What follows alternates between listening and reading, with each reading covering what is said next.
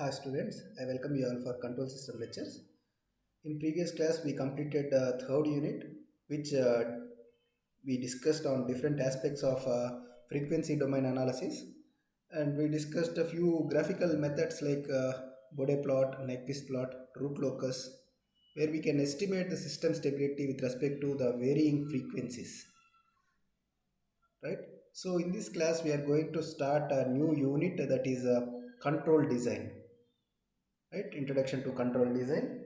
In this unit we'll be discussing different aspects of control systems, like control system which we are going to design for some systems. So different types of techniques that are involved in control design. Okay. So I'll just give the outline of the unit. So if you see the outline of the unit, we are going to discuss, we'll be discussing on different aspects of stability. We also discussed this topic of stability and relative stability in second unit as well.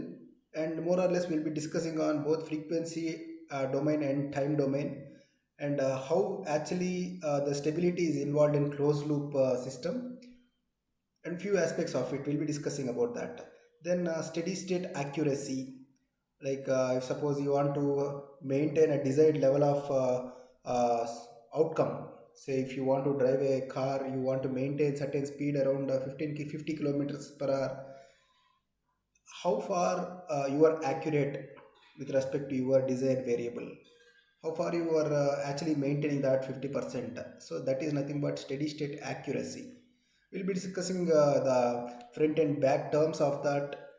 And transient accuracy, transient means when you are varying, when you are giving certain input to the system, the point till it reaches the steady state is a transient state. And this accuracy is how far the transient state is within your desired point, within your desired level. Say if you want uh, a rise time of say 50% rise time, or whatever the value you desired, right? With respect to that, if you are designing a controller, how far that controller is actually giving your outcome, how far it is actually working within your control, how far it is accurate. Okay. So then disturbance rejection is something like when you are when your plant is running, suddenly if you get an obstacles in between, how far your controller could able to restrict that rejection. I mean that controller should able to avoid those disturbances. Suppose you are having automatic car and you are going at 50 kilometers per hour, and suddenly your car sees a bump on the road, and it could able to restrict that, making sure that you will be at your safe position, and the people who are traveling in the car should be safe. At the same time, that desired specification should met. So whether it could able to reach that expectation or not, your control design. Okay, then coming to insensitivity, suppose how far it is actually sensitive to the external disturbance, it comes in the subtopic of disturbance rejection itself.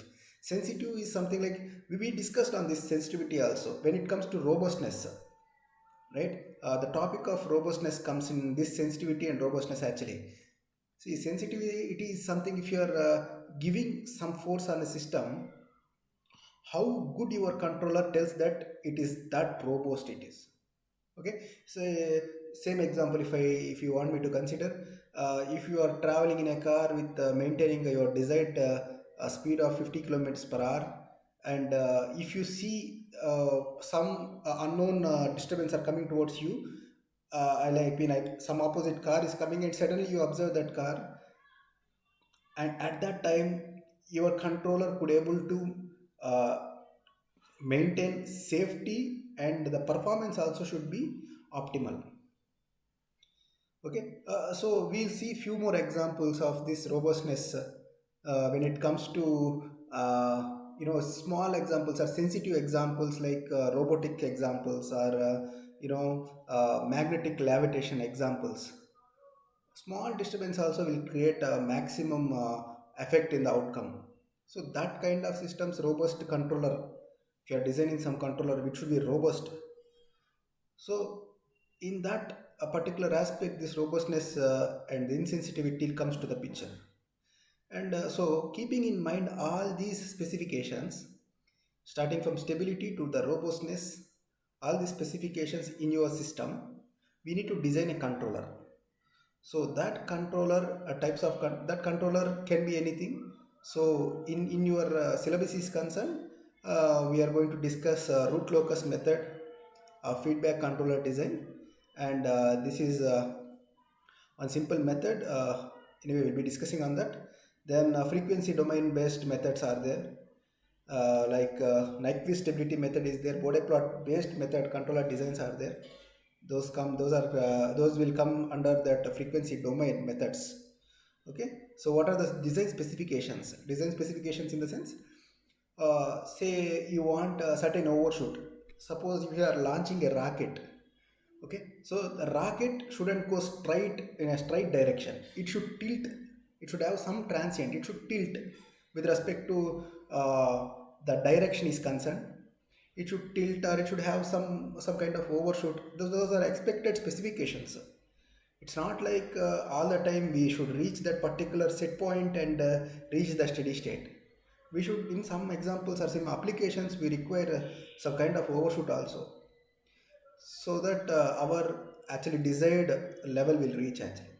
Okay, so then coming to different controllers like proportional, integral, derivative controllers and compensators. I'll give a brief difference of this. What are controllers, what are compensators, how can we differentiate this, right? So we'll be checking what are these controllers, what is controller, what is compensator. When you have a controller, again, what is the purpose of going for compensator? Or when you have a compensator, why to go with again a different controllers? These are actually specification or application concerned, it may vary. Few applications you may have to go with some kind of non-linear systems where you should have some non-linear controller. When you are designing some controller, it may not work with that linear approach. So we'll discuss on what and all those things which involved in control design. Okay, then analog and digital implementation of controllers. Okay, how can we implement, if you are designing a controller in a software environment, how can we implement that particular controller? How can you extract that controller? Nowadays you are getting these embedded systems, embedded controllers, like microcontrollers or something. So these microcontrollers, what we are trying to do is we are actually writing a code, giving our specifications, and that particular code will work with that particular application itself. Okay, when you are changing your application, that code may not work, right? So how can the implementation can be carried out for the controller in the plant? We'll discuss on that topic. So this is the overall outline of the syllabus, outline of the fourth unit. Okay, then yeah, so the main point of control design, this actually, this diagram, if you see here, the real world, conceptual world means a theoretical world. Assume that you have a theory, you have mathematics. Okay, you can do whatever the modifications you want to do, you can do it in the theoretical aspect. When it comes to implementation, you have to be very sure. You should be very sure that your controller will work, then only we can extend that controller to the real-time implementation. Okay, how can you actually design a controller? The first thing is you should know the plant dynamics. You should have the plant. Okay, once you have the plant, you have to derive the mathematical model of the plant I'm talking is a system. I'll talk in terms of plant or system, one and the same. Okay, a system can be anything. If you are taking a electrical or a mechanical system, one and the same, you just need to get the dynamics of the system. Dynamics in the sense, the mathematical model of the system. Once you get the mathematical model, then conversion, which way you are comfortable in designing a controller. Okay, those models should be converted in terms of that particular conversions, mathematical conversions. Say if you have a differential equation, you can convert into transfer function. You have a state space model, you can convert into transfer function, or whichever the way you want to convert. Okay, then if at all you have any predictions, you want to predict something, based on your model you can predict, and you can tell that at this particular time the controller will behave like this, so that outcome will be so and so. Like whatever the predictions you are actually giving, that can be done in a theoretical world. So that's why I call this as a conceptual world. Okay, once this conceptual world is, everything is done, so you have everything, model is done and the controller and predictions. In one aspect you can call these predictions as a controller itself. So controller is something, it will observe the current output and it will give the some action so that your next future outcome will be in your desired level. Okay, then once your controller is designed, you will implement it. So we have some interfacing circuits, interfacing or some networking, whatever. So those things we'll be considering and we are going to implement it in the real time. Maybe embedded system you can take, you can dump the code in the embedded and you can actually run the system in your own desired specifications. So if you have any modifications in that, just again send back to the conceptual world. Say if you are running your plant with same example, if you are going 50 kilometers per hour, if you want to increase the speed, go to 80 kilometers per hour, your controller should act. Suppose automatic car, there should be certain acceleration and brake should be given to maintain 50 kilometers per hour. At the same time, if you are want to increase the speed, the acceleration also will change, right? So when your acceleration is changing, that means your inputs are varying, that observations will be changing. Okay, input output data here, observations, what I am calling is input output data, that will be coming from the plant itself. Okay, then based on that input output, again your model will vary. Once the model will vary, your controller also should vary. Again, whatever you are actually designed controller will be sending to the real time world. Okay, this is how the overall view, you can see the control design as far as control design point is concerned. So as I told, whatever the control design are basically decided based on 2 points. One is stability, second one is performance. You need a good power, that we should actually we have to be, we should select this stability and this performance are actually having equal weights. Okay, whether you want to satisfy the stability or you want to satisfy the performance. If you want to satisfy the performance, your stability may be varied. Okay, it is actually 50-50. Okay, it is actually kind of a gauge, the weight gauge which you see. You want something, you have to give something. You want stability, you have to compromise in performance. You want performance, you have to compromise in stability. Okay, so then as far as conversion is concerned, transfer function to frequency domain or differential equation or whatever, this I want to tell you here is, whatever the model you are getting, whichever the mathematical expression you have, you can always have the equivalent of it. You have a differential equation, you can convert into transfer function, and once you have a transfer function, you can represent in terms of a frequency domain response. If you have an impulse response, you can actually again convert into transfer function. That transfer function you can convert into differential equation, whichever the way you possible you can convert it. This is actually the flexibility for the controller, for the control engineer to design the controller. Okay, whichever the platform you are working in, you can actually shift, but you should know the analogous. Okay, that's the important point to be noted here. Then here I want to show you is, when you are actually see, suppose here these are some real-time examples in terms of controller point is concerned. See, if you see this plot here, there are three plots. You can see the yellow one on the top, all the yellow plots on the top, and red one is the reference, right? Then violet one is the process variable, or your desired output of the system. See here, what we are compromised, the point which I am telling here is, you need to compromise in terms of stability or performance. Here if you see the response, the controller response and the process response, there is an overshoot here in process. See this violet plot, though it looks very smooth, it is having overshoot. and at the same time, this is actually the reference to your controller output. Your controller is actually, see, controller, I'll give you an example for this.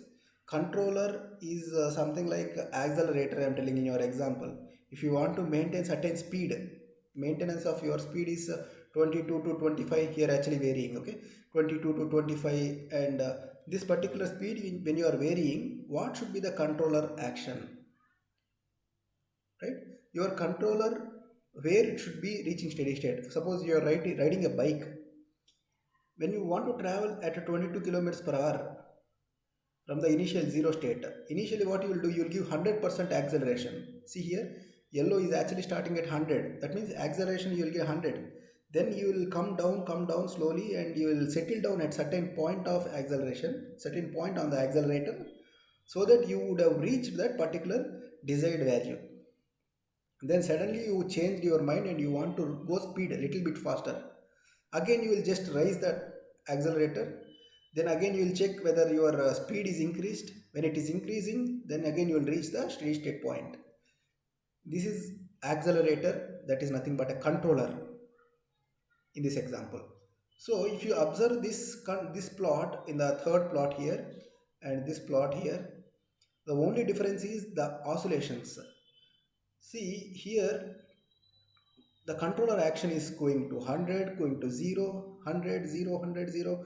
It is oscillating around 0 and 100. Even your process variable also, that means process variable in the sense controller output, desired value also oscillating. But see, if you observe here, the oscillation tolerance or range of oscillations or band is plus or minus 1% actually. See, it is actually oscillating around say 24 maximum to 22 minimum. That means 2 percentage of band it is maintaining.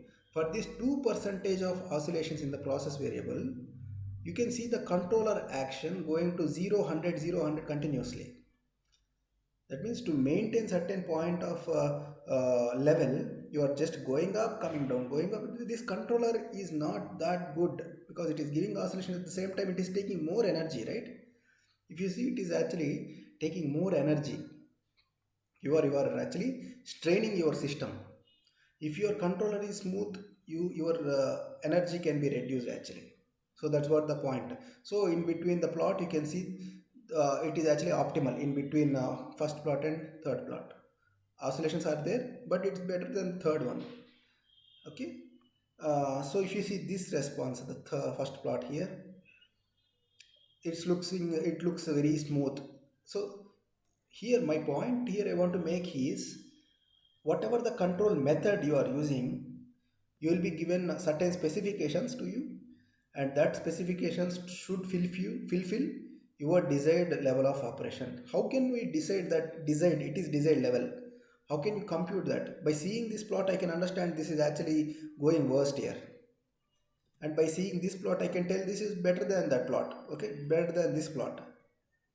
This is smooth controller part, okay. Just imagine controller, what I'm talking, you just imagine with some example, then it will be easy for you to understand, okay. So this, if you see this looks very smooth, but theoretically you should actually tell, okay, when I'm running this controller, it is taking so much of energy, and indeed the controller is not good or bad, which is bad controller or good controller. This I want to show you, just because for the same variable, if you see same output variable, you have one controller. Suppose if you are riding a bike here, riding a bike, maintaining certain speed is your process variable. To maintain that speed, your accelerator is one variable that is influencing your speed, and your brake is another variable. If you consider only one variable, one input variable, that means only accelerator I am considering to maintain the speed, okay. If your accelerator, see, suppose you reached certain point here 15. Once you reach 15, the controller which is actually coming down till this point, see here actually it is going, say this is optimally at around 35 or something, a steady state value. Once this reaches overshoot, As soon as it reaches overshoot, then only this controller is coming down. If you have two variables, say for the same example, if you have a brake, as soon as it reaches see it reaches this point itself, if you can push the brake, this overshoot you can eliminate, right? So that is the importance of having two controllers. Okay, if you have a two controllers, these are some examples, just to make you understand. Just I took the plots and just make sure that you'll understand. When you have a two controllers for the same system, it would be better for you to control that. Okay. So number of out input variables are increasing, then controllability will increase actually. Okay. So here one more point I want to tell you is um, performances. Initially when I told stability and performance is actually like a gauge, you have to satisfy with one. When you want performance, you have to compromise with stability. You want stability, compromise with performance. So how can we decide that your performance or stability, which is the rating which you can actually use to calculate that? So there are performance criteria like ISE, IAE, ITAE. Okay, they are called integral square error. ISE means integral square error. This error actually is the difference of your set point and your reference. See, 50 is your set point. From initial state you reach this 50, but there is a overshoot here and undershoot here, overshoot here, and certain at 4 time scale of 4 you reach steady state. But see this is kind of difference error you are getting. Integral square error is actually the squared error. If you take this area is actually error, right? If you are considering this integral integral square error means you are squaring the error. That means you are taking this error, and integrating means adding up, summing up, just summing the whole error with a square. That will give certain value. See with this example, if you calculate the difference here, error here, after reaching 1 here, 1, it reached steady state.